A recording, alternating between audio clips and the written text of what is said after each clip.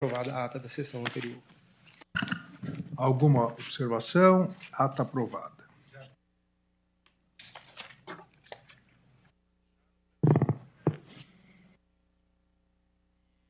Chamo a julgamento a petição 11.626, de minha relatoria, e trata-se de denúncia oferecida pelo Ministério Público, pelo Procurador-Geral da República, em face da deputada federal Carla Zambelli Salgado e de Walter Delgatti Neto.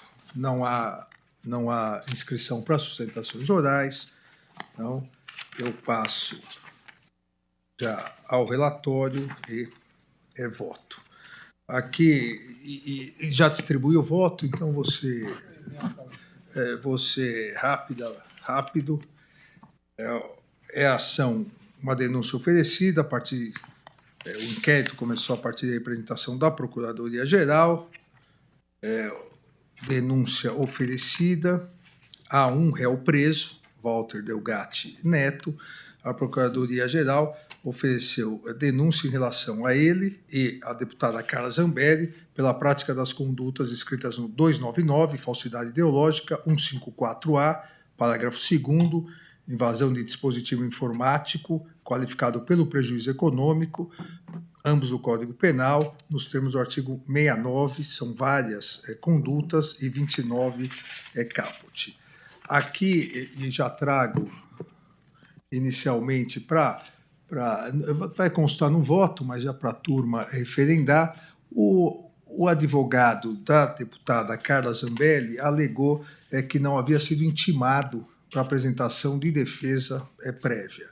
A Secretaria certificou tanto a intimação pessoal da deputada Carla Zambelli quanto a intimação por diário oficial, uma vez que ele já era advogado constituído. Então, eu afastei essa alegação. E ontem à noite, 9 horas da noite, 21 horas, o advogado também da deputada Carla Zambelli pediu o adiamento da sessão, citando um dispositivo revogado do nosso regimento interno, de que a competência seria do plenário.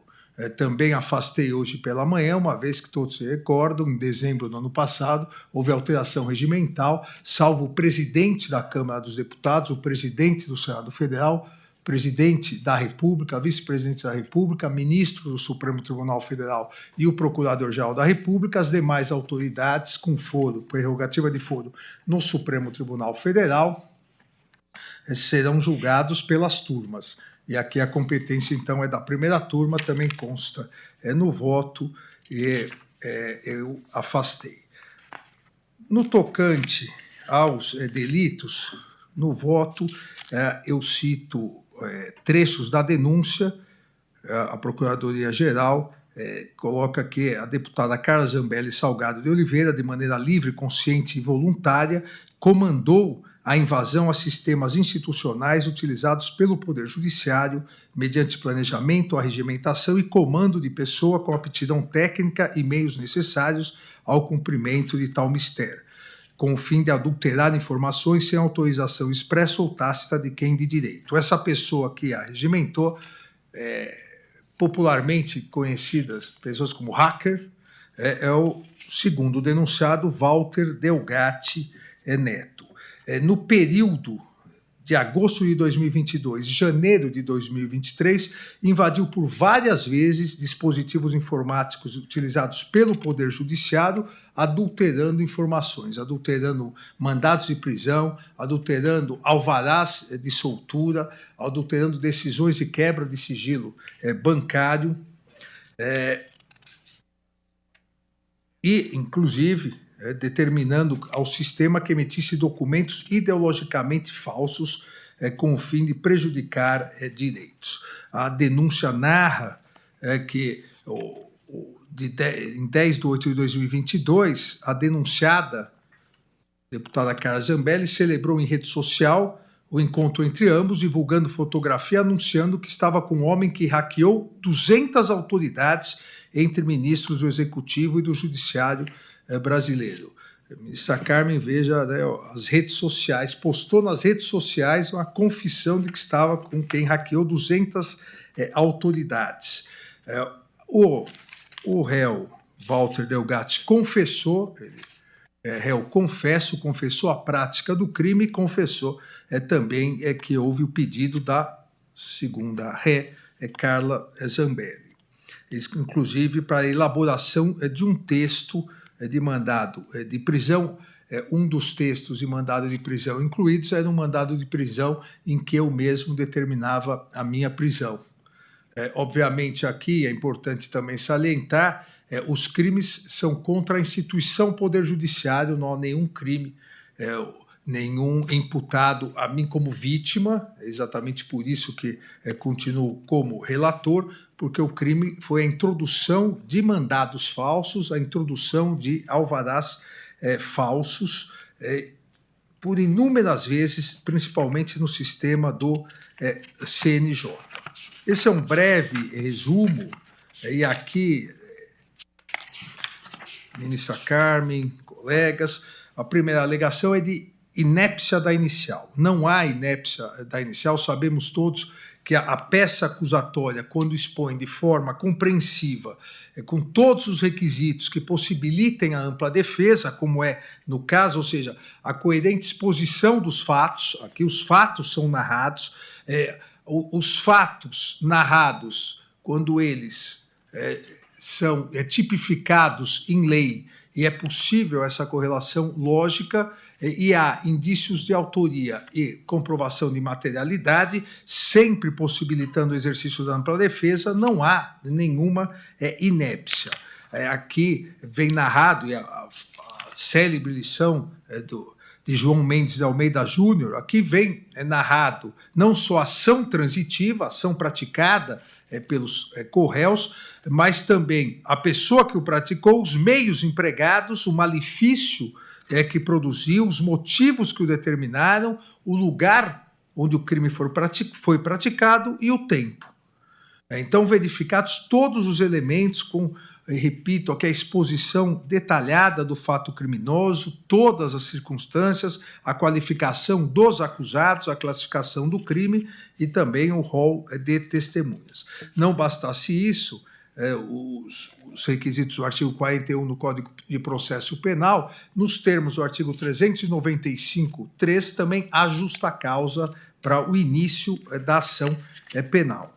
Descrevo aqui os depoimentos, descrevo novamente as condutas e a própria confissão de Walter Delgatti Neto, que diz, abre aspas, a deputada solicitou que o declarante invadisse a urna eletrônica ou qualquer sistema da justiça brasileira, visando demonstrar a fragilidade do sistema da justiça brasileira. E continua o corréu Walter Delgatti Neto explicando que disse à deputada que seria impossível invadir a urna eletrônica porque a urna eletrônica não é online, é offline, então não é possível hackear a urna eletrônica, mas seria possível tentar, e obteve sucesso várias vezes, os crimes pelos quais ele está sendo acusado, nos sistemas utilizados pelo Conselho Nacional de Justiça. Então, não há dúvida aqui que a inicial acusatória expôs de forma clara e compreensível todos os requisitos necessários para o pleno exercício do direito de defesa e para o recebimento da denúncia. E coloco detalhadamente, se houver necessidade eu esclareço, tanto para a instauração da ação penal por falsidade ideológica, quanto invasão de dispositivo informático qualificado pelo prejuízo econômico. Aqui tudo na forma do artigo 69, são vários crimes autônomos, não seria possível, e a denúncia bem descreve, não seria possível, nesse momento inicial do recebimento da denúncia, se efetivamente depois forem comprovados os crimes, mas não seria possível afastar o concurso material, uma vez que são crimes isolados. Um crime relacionado a algumas certidões, outro ao alvará de soltura, outro a mandados de prisão, então são atos semelhantes, mas crimes isolados descritos na denúncia. Então, com essas com essas rápidas explicações, eu concluo colocando aqui em referendo as decisões do dia 13/5 e 16/5, que indeferiram os pedidos de devolução do prazo para a defesa de Carla Zambelli Salgado de Oliveira. Também o referendo à decisão de hoje de manhã, de que a competência é da turma, não é do plenário, e presentes os requisitos exigidos pelos artigos 41 e 395 do Código de Processo Penal, recebo a denúncia oferecida contra Walter Delgatti Neto e Carla Zambelli Salgado de Oliveira pela prática dos crimes previstos nos artigos 299, falsidade ideológica, 154-A, parágrafo 2º, invasão do dispositivo informático qualificado pelo prejuízo econômico, ambos do Código Penal, observadas as regras, tanto do concurso de pessoas, artigo 29 caput, quanto do concurso material, artigo 69. Então, é o voto pelo recebimento da denúncia nesses termos. Há alguma divergência? Não há, presidente. Cumprimentando Vossa Excelência, os senhores ministros, todos os advogados, estudantes, que estão apenas enfatizando que, como Vossa Excelência, hoje, na abertura do seminário internacional que Vossa Excelência promove no Tribunal Superior Eleitoral, exatamente sobre a questão, basicamente, lá de inteligência artificial e seus impactos nas democracias, apenas acentuar que nos preocupam os usos desses mecanismos, dessas possibilidades de novos crimes que são praticados em detrimento das pessoas. Mas quando Vossa Excelência descreve que havia entre as notas, as providências, a possibilidade de Vossa Excelência ter, inclusive, determinado a própria prisão, eu começo a não me preocupar mais só com a inteligência artificial, mas com a desinteligência natural de alguns que atuam criminosamente, além de tudo, sem qualquer tracinho de inteligência. Porque aí, Vossa Excelência, se autoprender por uma falsificação num órgão que é presidido por um colega de Vossa Excelência, é um salto triplo, carpado, criminoso, impressionante. Só para acentuar a minha preocupação com a desinteligência natural ao lado da inteligência artificial. Se autoprender, precisa explicar por quê, né? Que falsificou um mandado de prisão. Mandado de prisão, eu mesmo assinando.